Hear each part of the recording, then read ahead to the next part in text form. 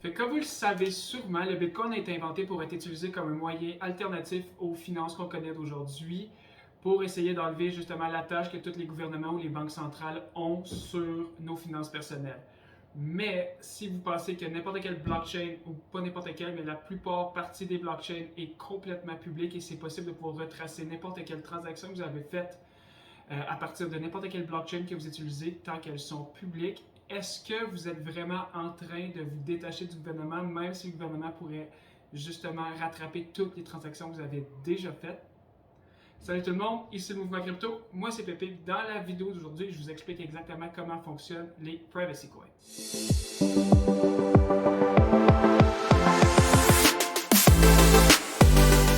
Mais juste avant de commencer la vidéo, vous connaissez mon speech, s'il vous plaît, likez la vidéo, partagez la vidéo si vous avez trouvé ça intéressant, abonnez-vous à notre chaîne, ça vous coûte absolument rien et ça nous aide énormément. Puis en plus, depuis quelques semaines, on fait plus de conférences Zoom à partir de justement l'application Zoom. On fait des lives à partir de YouTube et de Facebook. Donc être abonné à nos chaînes, que ce soit sur YouTube ou sur Facebook, vous permet de pouvoir assister justement à nos lives à toutes les semaines. Puis on fait tirer 100$ de Bitcoin à toutes les semaines juste par prix de présence. Donc vous pourriez justement gagner beaucoup à juste rester abonné avec notre chaîne. Et si vous voulez aller faire un tour sur notre site internet, on vend plusieurs services, que ce soit des services privés ou quelques services supplémentaires pour votre parcours dans les cryptos, quel que ce soit le besoin que vous avez. Donc, pour les Privacy Coins, le fonctionnement est vraiment pas compliqué. Si vous n'avez pas compris, Privacy Coin veut dire coin privé. Ça va être une manière en fait de pouvoir envoyer des fonds d'argent ou de recevoir des fonds monétaires à partir d'une crypto, mais de manière complètement anonyme.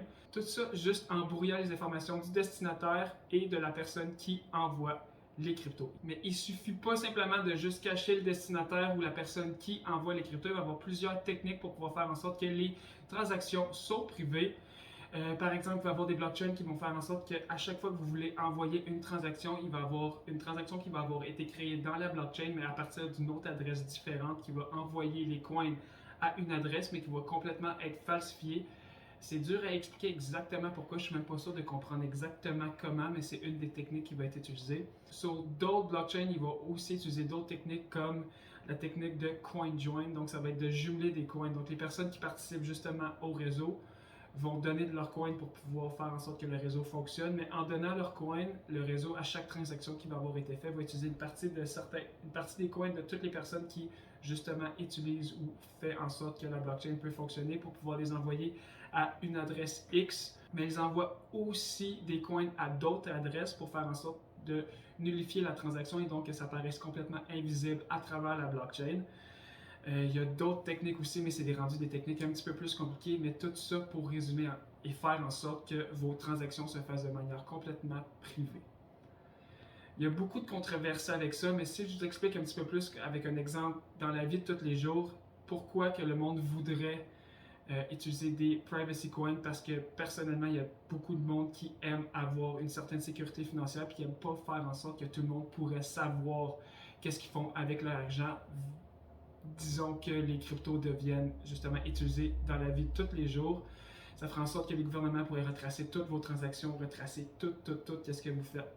Donc, ça fera en sorte que l'utilité du cash deviendrait complètement inutile. Puis c'est aussi pourquoi il y a beaucoup de monde qui aime encore le cash, parce qu'avec le cash, il n'y a aucune transaction qui est enregistrée. Vous pouvez faire ce que vous voulez en gros. Si vous voulez parler avec votre ami Joe Blow, qui lui est charpentier menuisier, puis vous voulez faire refaire votre deck, faire complètement un nouveau deck dans votre cours, mais vous pouvez carrément juste demander à votre ami de faire le deck. Vous allez le payer cash en dessous de la table, puis il n'y a personne qui va rien voir, puis tout le monde va être content parce que vous n'allez pas avoir besoin de payer les taxes, puis lui, il ne va pas avoir besoin de déclarer ses revenus. Donc, en gros, tout le monde gagne. Il n'y a personne qui sait qu'est-ce qui s'est passé réellement. En fait, personne au gouvernement qui sait réellement qu'est-ce qui s'est passé.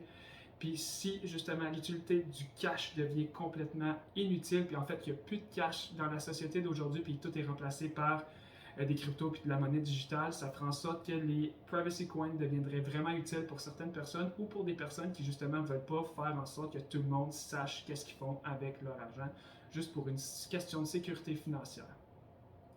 Puis c'est là qu'il y a aussi beaucoup de tabous, parce que comment qu'on fait pour légaliser quelque chose qui pourrait être utilisé à des fins illégales carrément. Il y a des pays que les privacy coins sont complètement illégales, comme en Corée du Sud, tu peux absolument aucunement acheter sur n'importe quel exchange qui est disponible en Corée du Sud des privacy coins.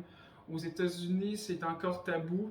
Au Canada, c'est encore possible de pouvoir les utiliser, mais C'est très tabou, surtout avec toutes les régulations qui vont arriver sur les cryptos. On ne sait même pas qu'est-ce qui va se passer, exemple avec Bitcoin ou Ethereum. On ne sait pas encore exactement comment ça va se passer. C'est vraiment tabou, puis c'est quelque chose qui pourrait complètement disparaître. Donc, si vous êtes un grand fan de Privacy Coin puis que vous voulez mettre votre argent dans des projets de Privacy Coin, ça pourrait être dangereux parce qu'on ne sait pas exactement qu'est-ce qui va se passer avec le futur de ces cryptos-là. Donc, c'est déjà tout pour les informations que j'ai dans la vidéo d'aujourd'hui. Si les Privacy Coins vous intéressent, vous voulez en apprendre encore plus, la semaine prochaine, je vous prépare une vidéo sur mes 3 coins, mes 3 Privacy Coins préférés, puis je vais vous expliquer un petit peu plus en profondeur comment les blockchains fonctionnent. Donc, ça va vous aider un peu à comprendre tout ce que je viens d'expliquer aujourd'hui. Sur ce, si vous ne l'avez pas déjà fait, likez, partagez la vidéo, abonnez-vous à la chaîne, allez faire un tour sur notre site internet si vous avez besoin de n'importe quel service pour vous aider avec votre cheminement dans les cryptos. Puis moi, je vous dis à la semaine prochaine.